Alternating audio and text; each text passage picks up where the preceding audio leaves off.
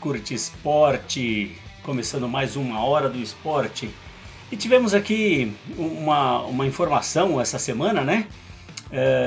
O GP da Turquia, que ia substituir, falando de Fórmula 1, né? O GP da Turquia que ia substituir o GP do Canadá, ele também foi suspenso, né? Por conta de complicações aí da quarentena em relação à Covid-19. Também esse GP ele foi cancelado. E por conta desse cancelamento, poderia ter uma situação de alterar o calendário, como houve uma pequena alteração, mas não alterou a quantidade de corridas, né? Então as etapas ainda continuam com a mesma quantidade, 23, que o ano de 2021 está sendo o ano em que tem a maior quantidade de etapas, né? E vai se manter. E aí, para manter isso aí, o que acontece? Vai ter uma rodada dupla na Áustria, né? Em Spielberg.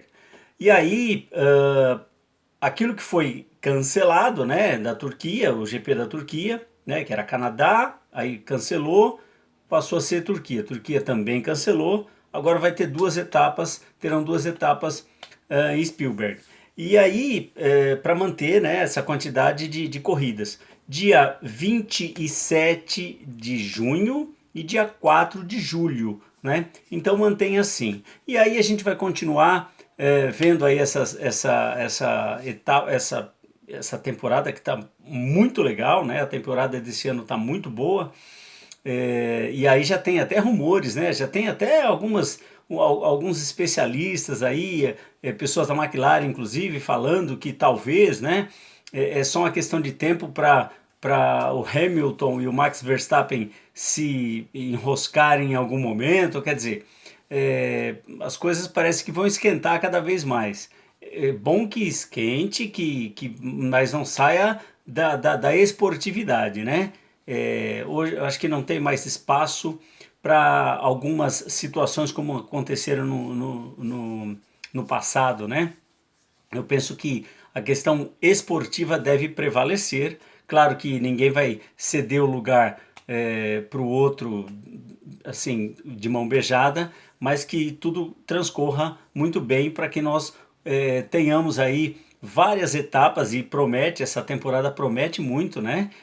Certamente agora o próximo GP, que é o GP de Mônaco, dia 23/5, no circuito de Monte Carlo, né? Que é um circuito de rua romântico, espetacular, pelo glamour, né? Não que o circuito seja assim tão legal, porque normalmente ele acaba sendo um pouco monótono, porque tem poucos pontos de ultrapassagens, então algumas situações acabam ficando um pouquinho monótonas, mas é uma boa oportunidade da Red Bull tentar marcar bons tempos e, enfim, sair na frente.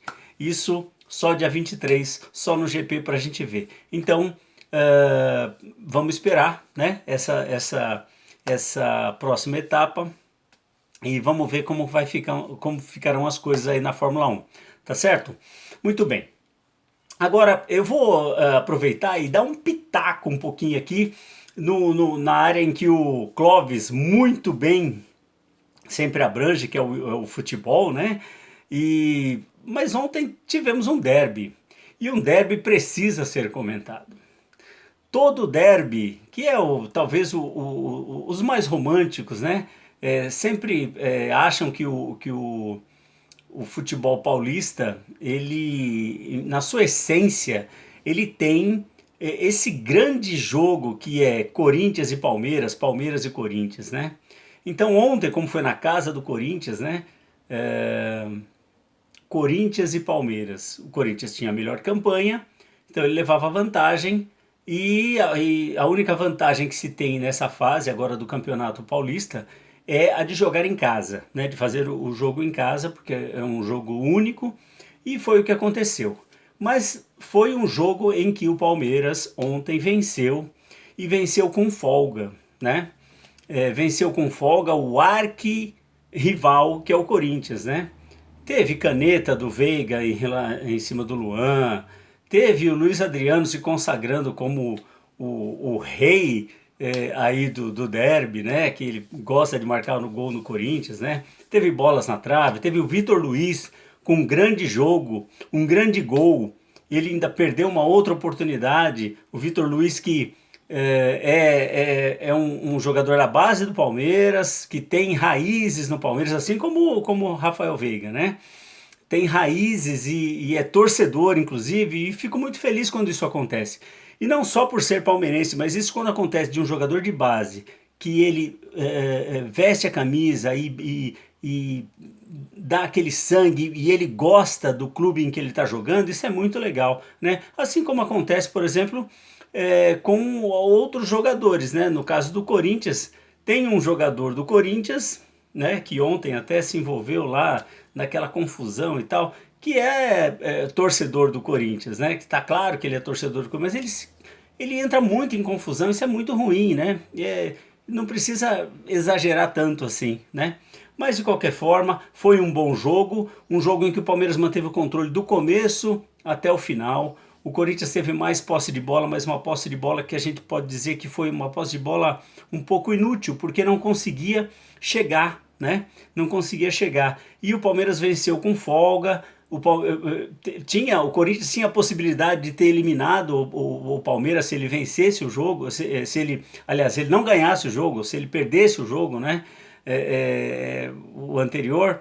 Mas o que acontece? Acho que aí entra uma questão esportiva e que aí a gente tem que dar parabéns ao Corinthians também, porque na esportividade ele fez o que tinha que fazer, era ganhar o jogo. Foi jogar contra o Palmeiras e aí venceu o que no momento está melhor, apesar da maratona de jogos, apesar de uma situação que não é muito legal, muito benéfica para os clubes, assim como o São Paulo também está vivendo isso, né? Palmeiras e São Paulo que estão aí às vésperas de classificar, já estão, o Palmeiras está praticamente classificado, né? Aliás, o Palmeiras já está classificado, ninguém o alcança mais do grupo dele, mas o São Paulo também, que já está encaminhando muito bem a sua classificação, mas ele ainda vai ver se fica em primeiro ou em segundo no grupo, né? Então, essa maratona de jogos acaba atrapalhando um pouco. E o Palmeiras parece que está indo muito bem, o Abel Ferreira está conseguindo manter um equilíbrio muito legal.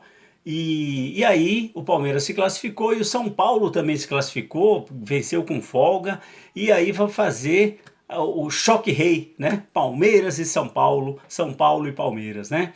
Que o primeiro jogo vai ser dia 20, quinta-feira, 22 horas no Allianz, e domingo a grande final no Morumbi, né? A finalíssima do Campeonato Paulista. O Palmeiras se classifica pela terceira vez consecutiva, né? E ele tem a oportunidade de um bicampeonato. E o São Paulo, que vem aí de um jejum e tenta ser campeão. O interessante é que a situação que está assim um pouco mais favorável, eu diria, um pouco mais favorável talvez para o Palmeiras, porque ele já tem uma situação melhor na Libertadores. Mas, em se tratando de um clássico desse tamanho, Palmeiras e São Paulo, é um jogo em que certamente os dois querem ganhar, é um pouco imprevisível, porque o peso da camisa de São Paulo e Palmeiras é muito grande, né? Então, isso certamente talvez o Palmeiras ele consiga um pouquinho, uma vantagem um pouquinho, porque ele está numa situação um pouquinho melhor. O São Paulo, que vai jogar contra o Racing, né? Depois ele tem mais um jogo só contra o Sporting Cristal, assim como o Palmeiras também tem contra o Universitário, só que no caso o Palmeiras, a situação é melhor porque ninguém o alcança mais. O Defensa e Justiça, ele empatou com o Universitário e isso deu uma folga a mais para o Palmeiras. Então, esperamos que tenhamos um bom jogo e que vença o melhor desse Campeonato Paulista, que foi muito legal, né? E está sendo muito legal, tá bom? Bom, o Clóvis agora vai pegar essa bola e daqui a pouquinho a gente volta para finalizar o nosso programa, tá bom? Um abraço, até daqui a pouco. Saudações Beto, saudações Ariadne, saudações Vitão, saudações a todos e todas que nos acompanham na Hora do Esporte. Vá lá em nosso canal, na nossa página no Facebook, em nosso Instagram e também nosso canal no YouTube. Vá lá, dá aquele joinha, Se inscreva no nosso canal, ative o sininho para receber as notificações dos nossos vídeos e ajude aí a compartilhar os nossos conteúdos. Hoje, segunda-feira, nós vamos falar sobre o Choque Rei, que vai ter na final do Campeonato Paulista. O Beto falou um pouco aí sobre o jogo, o derby de ontem, Palmeiras e Corinthians, um dos jogos da semifinal.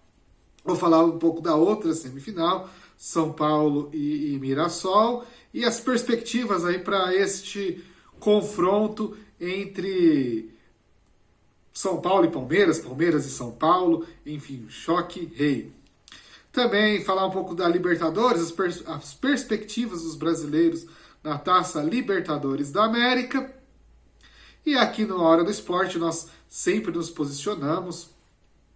Vamos falar sobre o ataque de Israel, né, o genocídio israelense contra o povo palestino, toda a nossa solidariedade ao povo da Palestina, que sofre cotidianamente uma série de violações aos direitos humanos, e nós sempre nos posicionamos.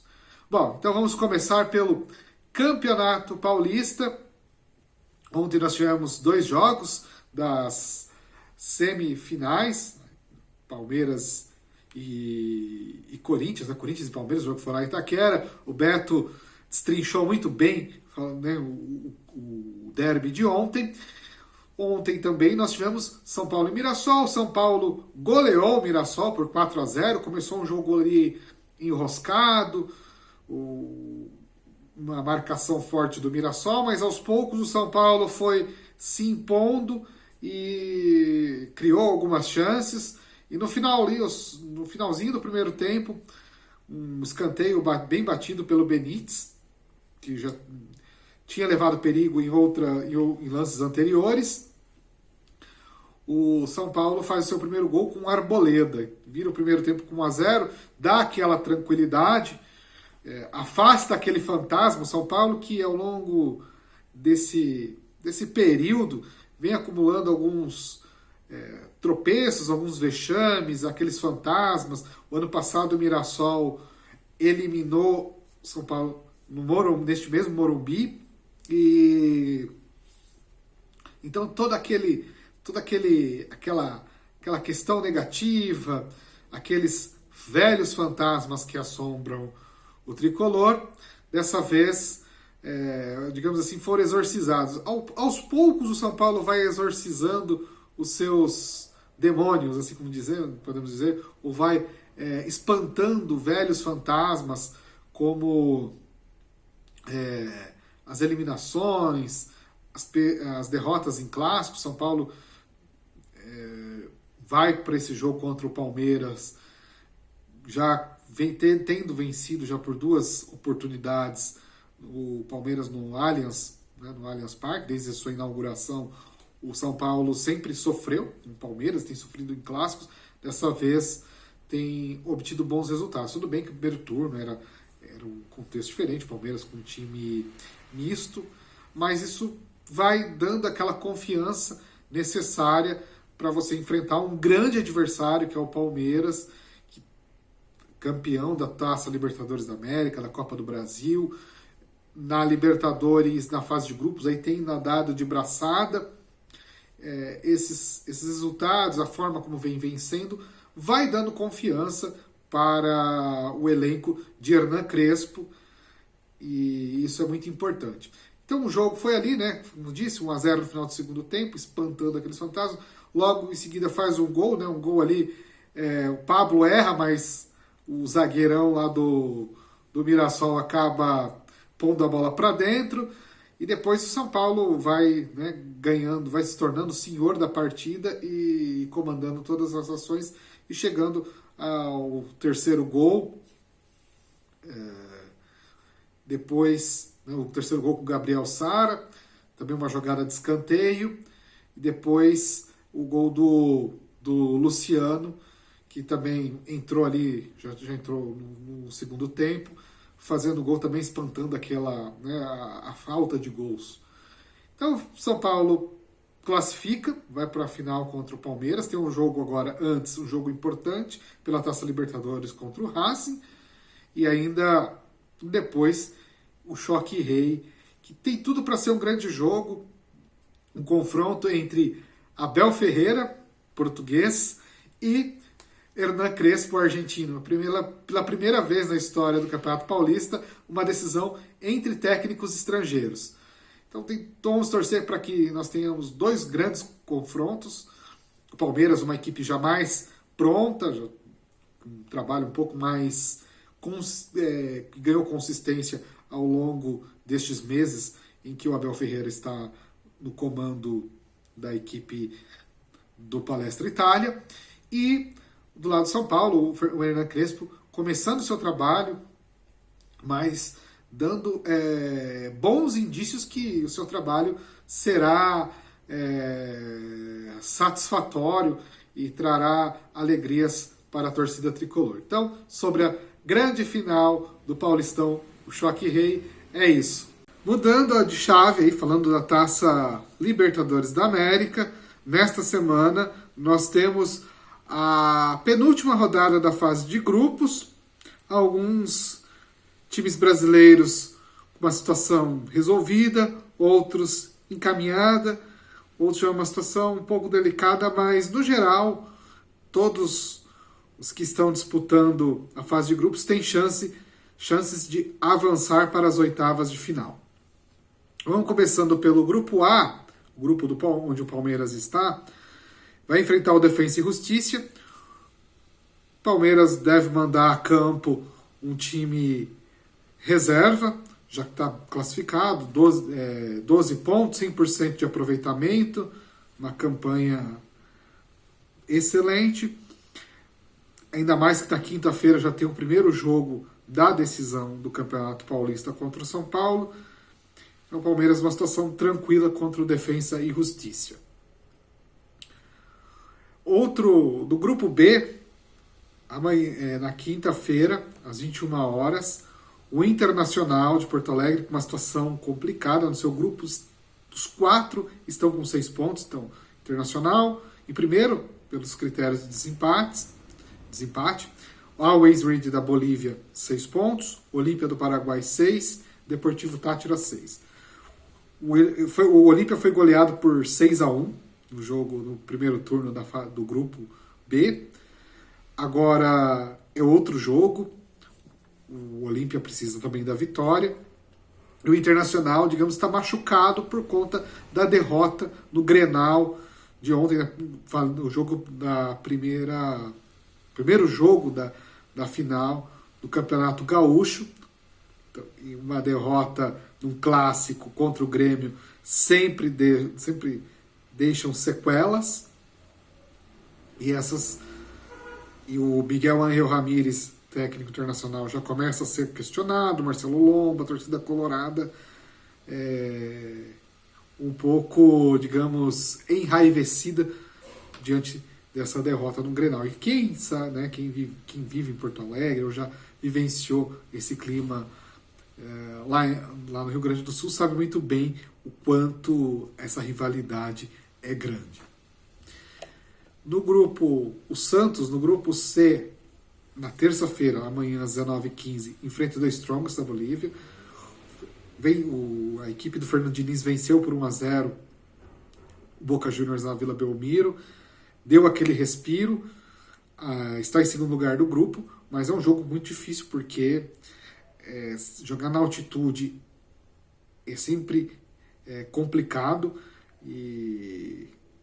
Então o Santos, de qualquer forma, precisa pontuar para continuar aí vivo na luta pela vaga, por uma das 2 vagas nas oitavas de final. O Boca Juniors joga em casa contra o Barcelona de Guayaquil, e o próximo jogo do Santos também é fora de casa. Então a situação do Santos ainda é complicada, mas tem chances de classificação. O Fluminense, né, mais um tricolor envolvido na Libertadores, mais um tricolor em final de campeonato estadual, vai jogar contra o Júnior Barranquilla, é o líder do seu grupo, Se vencer, praticamente garante a classificação, e dependendo do resultado de River Plate, Independente Santa Fé também já garante o primeiro lugar do grupo. Então, o Fluminense aí com uma situação bem tranquila em seu grupo. No grupo H, o grupo E, o São Paulo joga contra o Racing amanhã às 21h30 no Morumbi.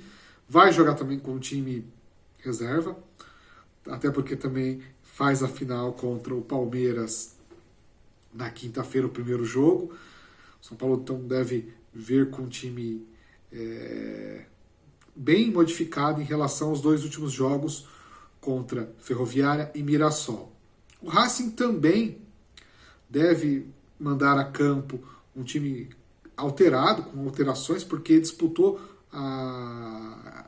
o jogo mata-mata, né, das quartas de final da Superliga, da Copa da Liga Argentina, venceu o Vélez nos pênaltis. O Racing, portanto, depois vai enfrentar o Boca Juniors pela semifinal e provavelmente vai mandar um time também sem um time bastante modificado em relação aos jogos anteriores. As duas equipes estão com 8 pontos, acredito que são os que vão classificar, até porque o Rentistas tem 3 pontos. A briga é para quem fica na liderança do grupo. Para o São Paulo é muito importante terminar em primeiro lugar, para que os primeiros lugares, né, do sorteio das oitavas de final, quem classificou em primeiro no grupo vai enfrentar aqueles que estiveram em segundo lugar nessa fase de grupos. Então é muito importante essa classificação para evitar de pegar logo de cara um Flamengo, Palmeiras, Atlético Mineiro, já pegar um jogo um jogo difícil logo de cara. Mas a classificação, acredito que sem grandes riscos, o São Paulo não corre muitos riscos, não. O Flamengo, tão questionado pela sua defesa, né, tem tomado muitos gols, Rogério Ceni sendo bem questionado pela parte da imprensa, a torcida do Flamengo já não tinha muita paciência com ele, já está também perdendo aquele tiquinho de paciência, mas vai jogar contra a LDU. Do ponto de vista de classificação, o Flamengo está tranquilo, uma vitória já garante o primeiro lugar e o Flamengo não tem muitos riscos, não. E por fim, no grupo H, o Atlético Mineiro vai enfrentar o Cerro Porteño lá em Assunção, no Paraguai. O Cerro tem 7 pontos, um jogo difícil. O Cerro vale a liderança do grupo. E o Galo jogou a final do Campeonato Mineiro, empatou por 0-0 com a América do Lisca. O Cuca aos poucos vai acertando o time, mas também acredito que o Galo, o empate já deixa o Galo numa situação bem confortável. Sobre Taça Libertadores é isso. Vamos falar um pouco aí agora do Raí, né? Grande ídolo do São Paulo Futebol Clube, como São Paulo me considera o maior ídolo de todos os tempos. E ele fez 55 anos no último sábado, mas teve um outro destaque. Ele escreveu um texto muito interessante no Le Monde Diplomatique, repercutido pelo UOL. Depois a gente deixa o link aí na descrição sobre esse texto muito interessante. Quem não leu, é recomendável essa leitura, em que ele pontua, se posiciona contra esse governo genocida do Bolsonaro, coloca toda essa política que não é uma política de incompetência desse governo, é uma política, sim, orquestrada, uma política, é a necropolítica, ou seja, a política de morte levada a cabo por esse governo, seus ministros, enfim, e que deve né, ser impeachmentado imediatamente e ser julgado por crimes cometidos contra a humanidade. Então, parabéns ao Raí pelos 56 anos e pelo seu posicionamento político. Muito importante que atletas, ex-atletas, pessoas que têm influência, que têm um alcance maior, se posicionem ainda mais no momento em que nós estamos passando por uma escalada autoritária. Agora, também nós tivemos, neste fim de semana, uma perda importante. A atriz Eva Vilma, é uma grande representante da dramaturgia brasileira, nos deixou aos 87 anos. Uma grande perda. A gente tem uma imagem aí, uma foto icônica, ela junto com a Tônia Carreiro, Odete Lara, Norma Bengueli, Cacilda Becker, que aqui na Lapa o teatro recebe seu nome, uma manifestação contra a ditadura militar em um ato histórico no ano de 1968. Então fica a nossa solidariedade à família, aos familiares da Eva Vilma, e lamentamos mais uma perda, uma grande perda que nós temos aqui no Brasil. Agora, um outro ponto que a gente aqui na Hora do Esporte nós sempre nos posicionamos é em relação ao ataque covarde de Israel contra o povo palestino. Isso já não é de hoje, acontece desde a formação do Estado de Israel, que tirou de forma autoritária, de forma violenta, os povos palestinos que ali estavam, que vem sofrendo ao longo destas décadas do século XX e do século XXI, inúmeras violações dos direitos humanos. E aqui na Hora do Esporte nós nos posicionamos em solidariedade ao povo palestino, sempre se posicionando pela soberania popular, a autodeterminação dos povos, e que infelizmente os grandes veículos de imprensa ligados aos interesses das multinacionais, a gente sabe muito bem que o Oriente Médio, ali aquela região, ela é alvo da cobiça das transnacionais petrolíferas. Então os conflitos têm origem por conta do petróleo. Israel é um importante aliado dessas transnacionais, dos Estados Unidos, que sempre se posicionou a favor de Israel e sempre fez vistas grossas às violências cometidas pelo Estado de Israel. Então, segue aqui a nossa solidariedade e o nosso repúdio à violência promovida pelo Estado de Israel. Encerro aqui a minha parte na Hora do Esporte. Passo a bola para o Beto e na quinta-feira volto com o nosso TBT. Voltando, pessoal. Valeu, Clóvis. Muito legal. Agora, para a gente finalizar, eu quero aqui registrar uma situação que aconteceu ontem, né? Estamos aí em várias decisões dos campeonatos, né? Então, por exemplo, em Recife teve lá o Sport que jogou contra o Náutico, o jogo foi 1-1 e teve toda aquela repercussão porque um conselheiro do Sport fez uma crítica super inconveniente, né? Em relação ao Gil, que participou, um dos participantes do Big Brother, né? E o Gil, que é torcedor do Sport, ele fez uma dança, enfim, foi na Ilha do Retiro, foi bem recebido e tudo mais, porém um conselheiro fez uma crítica e não pegou muito bem, mas aí prontamente a direção do esporte, que acho que tem que levar os parabéns por isso, acabaram fazendo uma homenagem, mais uma homenagem para o Gil, né?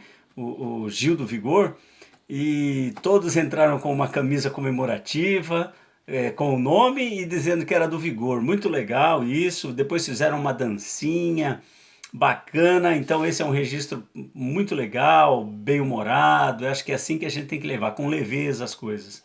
E uma outra coisa que aconteceu foi no Beira-Rio, né? O estádio do Internacional, que estava tendo o primeiro jogo da decisão, o Grenal, né? Inter e Grêmio, Grêmio e Inter. E aí o Internacional estava ganhando de 1-0. E aí teve o empate do Diego Souza. Depois o Diego Souza foi substituído, né? Substituído pelo Ricardinho, que é um jogador da base do Grêmio, né? e ele teve a felicidade de fazer um gol.